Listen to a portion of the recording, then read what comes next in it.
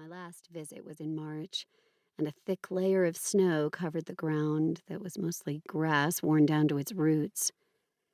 "Nice to see you, Mrs. Nelson," I tell the broad brim of her straw hat. She's never shared her first name with me in the years I've been coming here.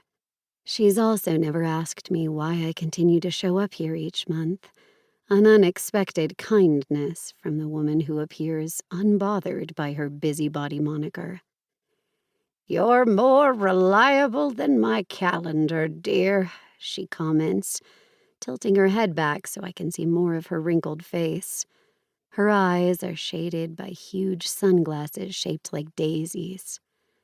My lips curve at the cheerful sight, the first upturn that hasn't felt forced all day.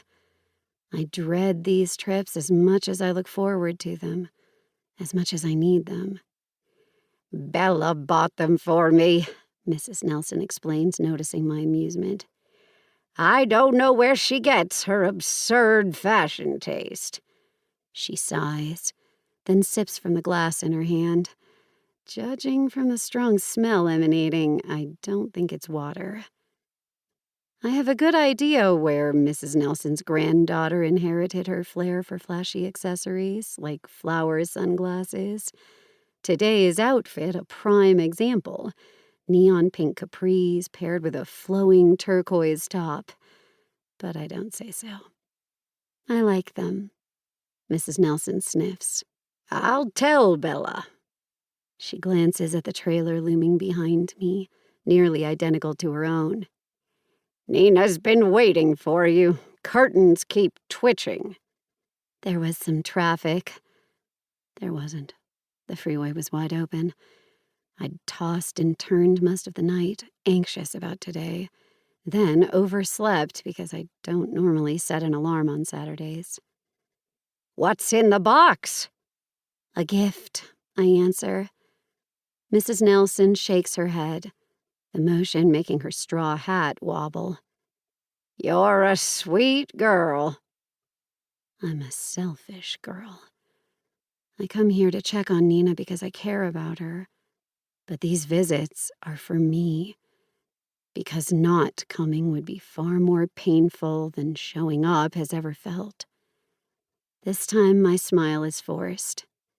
"Enjoy the sunshine, Mrs. Nelson." "Oh, I plan to." She takes another gulp from her glass. I head for the steps, the 2 wooden stairs creaking under my weight as I approach the front door. Nina appears a second after I knock, a few flecks of white paint falling as the door swings wide open.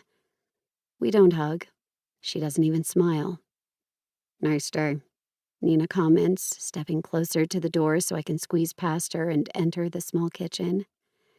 "It is," I agree, walking straight toward the square table tucked along the wall, and attempting to ignore the heaviness expanding in my chest as the first wave of bittersweet nostalgia hits. Memories. Mistakes. Magic. He's more than a ghost here, which is exactly why I drive all this way. It's the place I feel most sane, surrounded by proof he existed. It hurts to remember. Forgetting is even more painful. Pain is more manageable when you know the source. My steps to the chair facing the fridge are automatic. Nina's memorized the same routine, taking her usual seat directly across from me. The scarred surface of the wooden table is empty, aside from a teapot and 2 cups.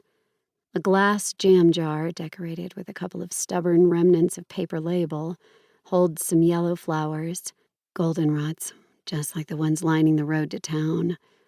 Another squeeze in my chest as I picture Nina picking the blossoms to brighten up the small space. She cleaned recently, the distinctive scent of citrus cleaner mixing with the floral fragrance in the air. Nina pours the steaming tea, pushing one of the cups toward me. "Thank you." I lift the box from my lap, set it on the table, and slide it her way. "For you." "There's nothing I need," Nina mutters. To keep listening to this audiobook, I've left you a link in the description so you can do it, at no cost thanks to Audible's 30-day free trial.